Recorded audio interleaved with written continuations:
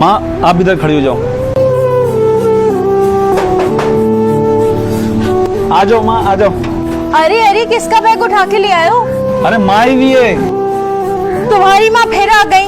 एक तो सर पे ईद है, तुम्हारे पास पैसे नहीं है और ईद के कपड़े भी लेने। अब माँ को कपड़े कौन दिलाएगा? अरे माँ ही भी है। मुझे कुछ नहीं पता, ये लो और उनको वापस छोड़ाओ। अरे माँ, आप? मुझे तुमसे ये उम्मीद नहीं थी और मैंने तो कभी उम्मीद लगाई भी नहीं कि तुम मेरे लिए कुछ करो या मैं तुमसे कुछ मांगू। वो तो ईद सर पे थी तो मैंने सोचा कि तुम्हारे लिए कुछ कपड़े बनाए हैं तो वो तुम्हें पहुंचा दूं।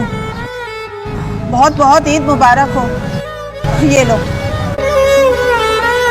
अरे माँ,